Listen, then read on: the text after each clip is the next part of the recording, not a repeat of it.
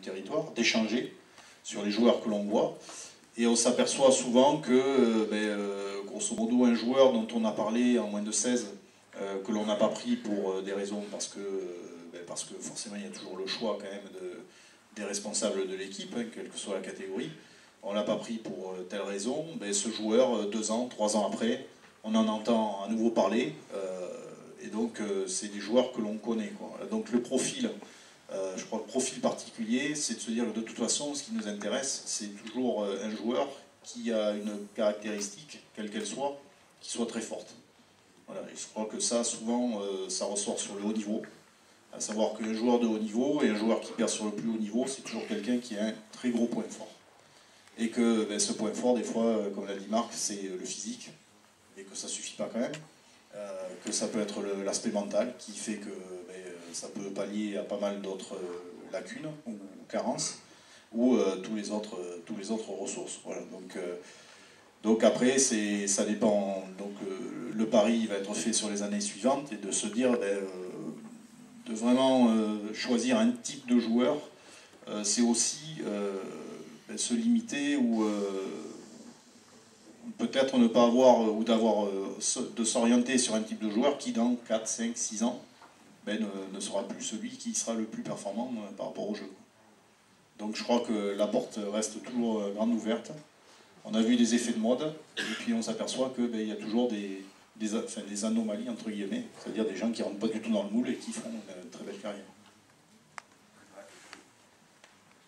De répondre à votre question, bien sûr que Roland aurait joué aujourd'hui en équipe de France, comme Didier Codorniou aurait joué en équipe de France, comme Jeannot Gachassin aurait joué en équipe de France, tout comme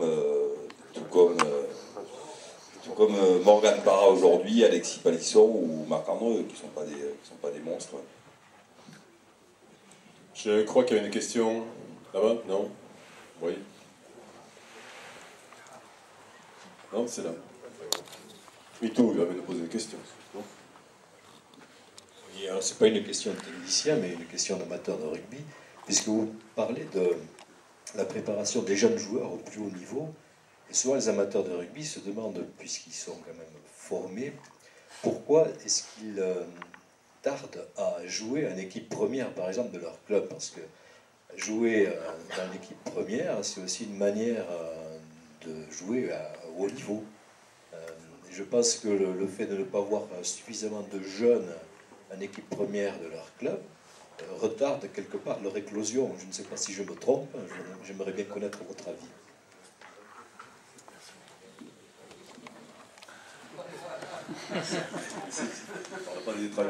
Peut-être Marc a souvent répondu à ce genre de questions.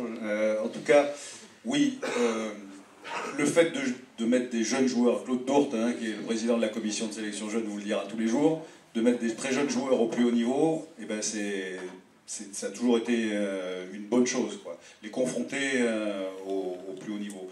Le problème, c'est que la porte, elle se ferme assez souvent, et que malheureusement, si on parle des clubs professionnels, souvent les jeunes qui jouent au bénéfice de blessures en fin de saison ou à des périodes où les internationaux sont pris. La réalité, elle est là.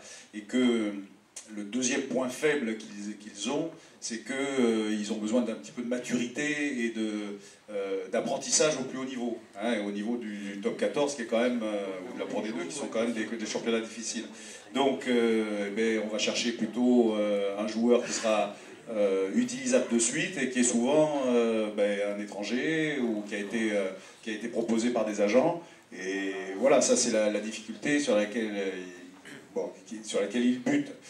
Maintenant, il y a aussi des clubs qui font des efforts, soit par nécessité, soit financière, soit par volonté, pour mettre pas mal de joueurs du centre de formation à s'entraîner avec l'équipe première, voire à jouer avec elle. Et c'est vrai que on sort, je ne sais plus, je l'ai dit tout à l'heure, 300 joueurs, enfin ça fait 150 joueurs qui sortent à partir de 18 ans chaque année. Bon, sur ces 150, il y a peut-être 10 qui sont des très bons joueurs ou 5 très bons joueurs, mais je ne suis pas sûr que ces 5 très bons joueurs trouvent de suite des débouchés en termes de jeu, hein, directement au plus haut niveau. Et c'est pour ça que le championnat espoir, mais ce n'est pas l'objet aujourd'hui, mais le championnat espoir élite a besoin, enfin on a besoin d'avoir un championnat très, très fort à ce niveau-là, parce que c'est là qu'on retrouve tous nos jeunes, et que malheureusement c'est pas toujours le cas, c'est pas toujours des matchs hyper intéressants, et en termes d'intensité de jeu, en termes de volume de jeu, qui leur permettent de s'exprimer. Je serais partisan d'ailleurs que les espoirs jouent contre des clubs de Fédéral 1. En plus, ça permettrait de diminuer un petit peu la fracture entre le rugby pro et le rugby amateur quand elle existe. Ça permet à certains jeunes qui ont quitté leur pays, qui ont eu un déracinement social, familial, qui sont partis sur une filière de haut niveau et qui, à 23 ans, quand ils vont sortir du centre de formation et qu'ils n'auront pas joué 30 secondes dans l'équipe première, on va leur dire bon dégage, tu rentres chez toi. D'entretenir ce lien avec le rugby amateur, éventuellement pour ceux qui seront trop justes, de pouvoir rebasculer au sein de structures. Il y a évidemment de très très bons clubs en Fédéral 1, ça permettrait de les aguerrir. On fera tout plutôt que ce championnat espoir, à mon avis, qui est intéressant pour pas grand monde, mais encore moins pour les jeunes. Quelles sont les difficultés que vous rencontrez dans les pôles espoirs quand ils rentrent? Qu'est-ce que vous trouvez? Quelles sont les carences que portent ces gamins?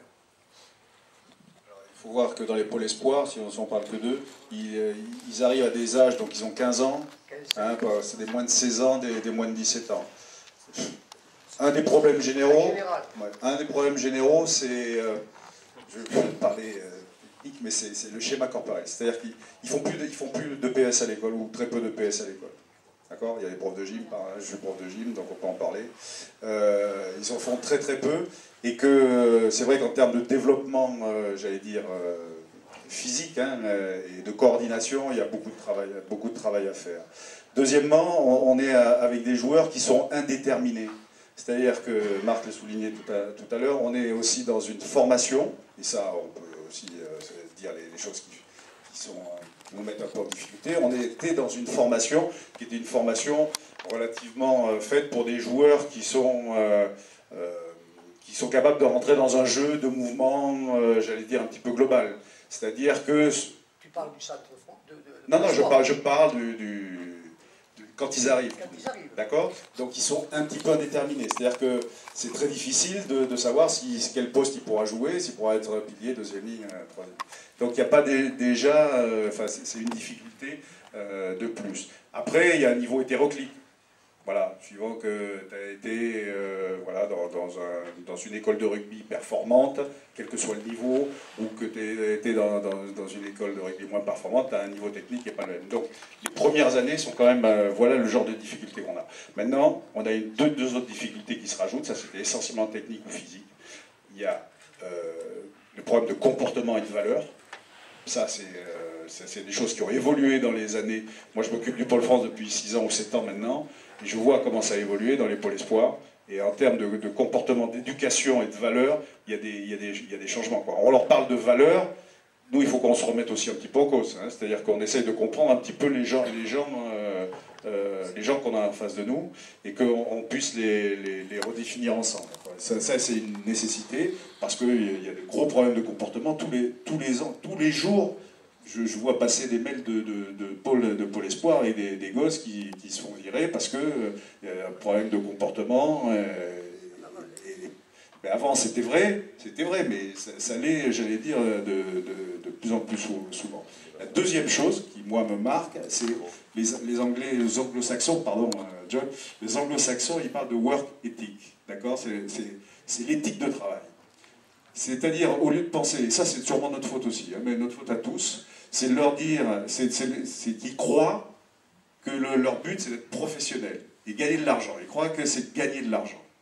Et que quelque part, ils ne sont pas prêts à faire tous les efforts, d'accord, pour réussir, pour être le meilleur, j'allais dire, avant de gagner de l'argent. Et ça, c'est terrible, quoi. C'est qu'ils veulent être professionnels, parce que professionnels, on touche beaucoup d'argent, on parle de vous, on a une belle image, et tout. Et ça, ils n'ont pas compris, quoi. Et d'être au Pôle France, pour eux, c'est un objectif, et d'être voilà, le joueur qui aura un contrat professionnel, c'est leur objectif. Et voilà, donc il faut qu'on lutte contre ça, parce qu'ils ne sont pas prêts à faire les efforts pour réussir, et ils ne comprennent pas.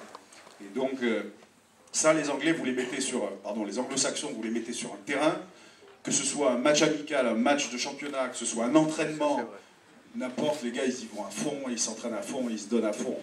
Nous, c'est quand même des choses qui sont un peu difficiles et qu'on doit absolument toujours répéter. Et je pense qu'il y a parmi nous des gens qui sont responsables d'équipes de secteurs, de régions, de départements, voire d'équipes de France. Mais c'est quelque chose qu'on partage quand même pas mal avec cette nouvelle génération.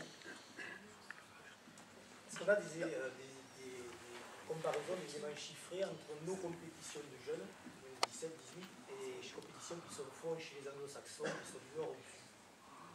En termes de résultats, sur le week-end dernier, Pas de résultats, de zones de jeu, de rythme, de séquences de jeu, est-ce qu'on a ça non, à ma connaissance, sur leur compétition, il faut voir aussi...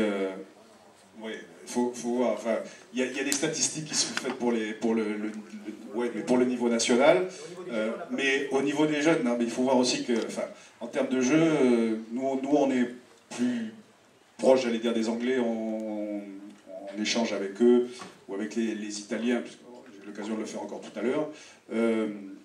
Ils jouent beaucoup moins, quoi. Enfin, en termes de prégnance du jeu, enfin de la compétition, c'est beaucoup moins. Par contre, le niveau de la compétition, il est beaucoup plus élevé, quoi. Et l'engagement dans la compétition. Mais c'est la réalité sur tout le rugby international. Hein, Julien Deloire, le préparateur physique du 15 de France, il a fait des stats pour Marc, où c'est il y a 10 matchs, 15 matchs de plus pour un international français par rapport à un néo-zélandais. Ça, c'est la réalité. C'est beaucoup moins de matchs, mais une intensité et une volonté de jeu qui est beaucoup plus importante. Et voilà. Et malheureusement, nous, de temps en temps, on se prend les pieds dans le tapis. Et ce qui est arrivé hier aux moins de 18 ans, ça nous est arrivé en moins de 16 ans, moins de 17 ans, moins de 19 ans. Ça nous arrive souvent. Nous, on est capable de faire des super... Nous, on est les rois des exploits. On est capable de faire un super coup un jour, de faire un très très bon match, je tiens à le dire pour Jean-Marc, contre les Gallois chez eux et les taper chez eux, leur mettre 30 points avec un superbe match à la clé. Et puis, voilà, le dimanche d'après, d'aller eux, ils ont ce standard d'engagement, hein, je parlais tout à l'heure de ce standard d'engagement, et puis une compétition qui est moins prégnante que chez nous. Quand tu regardes le match de Galles-Angleterre, c'est du très très haut niveau. Il y avait une intensité, du rythme. Alors je ne sais pas si dans leur championnat, ils répètent ça assez souvent, mais ça serait intéressant de savoir. Je ne sais pas si certains ont eu l'occasion de voir la finale de la Coupe du Monde des moins de 20 ans l'an dernier en Argentine. C'était Nouvelle-Zélande-Australie, et l'Australie avait eu des branlées à tout le monde quand même. Et ils ont pris combien? 50 points, 60 points contre la Nouvelle-Zélande, avec un rugby total des Baby Blacks. Quelque chose d'assez impressionnant en termes de qualité de jeu. Et globalement, la norme, on va dire, chez les jeunes comme chez les moins jeunes, c'est moins de matchs dans l'année, plus de temps de jeu effectif, et comme il y a moins d'enjeux quelque part liés à la descente et tout ça, c'est-à-dire beaucoup plus de séquences de jeu, des séquences de jeu en plus qu'on appelle privées de récupération, ce qui est super important par rapport à l'approche du haut niveau, c'est-à-dire que des temps de jeu, mettons, de 2-3 minutes, 25-30 secondes de récupération, de nouveau des grosses séquences de jeu, ça c'est un petit peu la norme chez les jeunes comme chez les moins jeunes. Je peux avoir le découpage d'une semaine pour l'espoir ou de marque 6 sur une semaine quelle est Pôle France, oui. Pôle France. Donc c'est des joueurs qui sont avec nous la semaine et qui rentrent dans leur club le vendredi. Ils arrivent le lundi midi, ils passent chez le médecin. C'est un contenu, pas ça je m'en... Tout en quoi? Sur un contenu. Sur un